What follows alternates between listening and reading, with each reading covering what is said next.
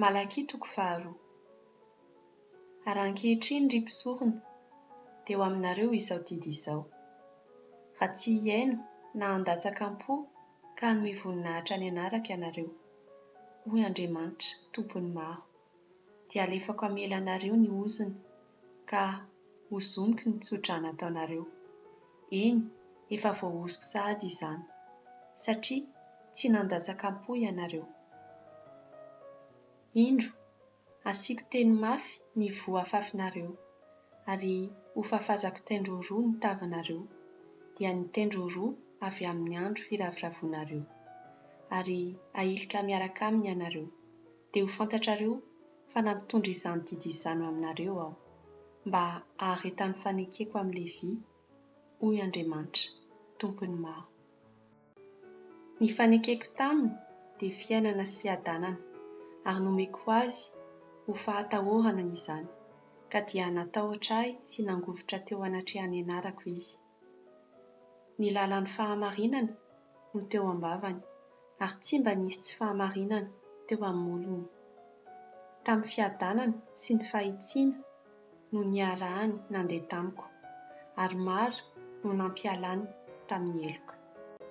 Fa ny molotry ny mpisorona tokony hitahiry fahalalana, ary ny lalàna ho tadiaviny eo ambavany, satria irak'Andriamanitra, tompony maro izy. Fa ianareo kosa dia efa nivily lalana, sady nampatafy tohina olona maro ny amin'ny lalàna, ary namadika ny fanekena amin'ilay vy, hoy Andriamanitra, tompony maro. Ary izao kosa dia efa nanolotra anareo ho fanazimbazimba sy ho fanao tsinitsinina eo anatrehan'ny vahoaka rehetra, noho ny tsy nitandremanareo ny lalàko sy ny nizahanareo tavan'olona ny amin'ny lalàna. Tsy mpiombon indray va isika rehetra? Tsy Andriamanitra iray ihany va no nahary antsika? Koa nahoana no samy mivadika amin'ny rahalahintsika avy isika ka mamadika ny fanekena tamin'ny razantsika? Ny Joda efa namitaka, ary misy fahavetavetana tao ao amin'ny Israely sy ao an Jerosalema, fa ny Joda efa nandoto ny fitoeran-masin'Andriamanitra, izay tiany, sady efa nanambady ny zanaka vavin'ny Andriamanikafa. Enganie, ka ho fongoran'Andriamanitra hiala amin'ny lain'i Jakoba ny lehilahy izay manao izany, na iza, sy izay manatitra fanatitra ho an'Andriamanitra, tompony maro.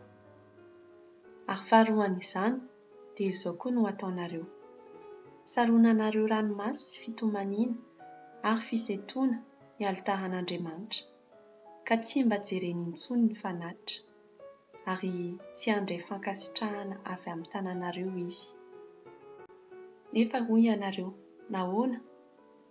Satria Andriamanitra no vavolombelona ny aminao, sy ny vadiny fahatanoranao, izay nofitahinao, na dia namanao sady vady efa vita fanekena taminao aza izy.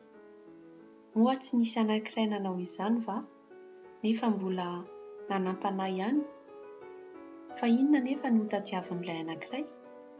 Taranaka araka an'Andriamanitra. Koa dia tandremo ny fanahinareo, ary aoka tsy hisy hamitaka ny vadiny fahatanorana. Fa halako ny fisaoram-bady, hoy ny Tompo, Andriamanitra ny Israely, sy ny fanosenana fampahoriana amin'ny fitafiana, ho Andriamanitra, tompony maro. Koa tandremo ny fanahinareo, ary aza mamitaka ianareo. Efa manasatra an'Andriamanitra anteninareo ianareo, nefa hoy ianareo, amin'inona moa no hanasaranay azy? Amin'ny fanaovanareo hoe, izay rehetra manao ratsy dia tsara eo imasin'Andriamanitra ka ankasitrahany, na amin'ny hoe, aiza Andriamanitra ny fitsarana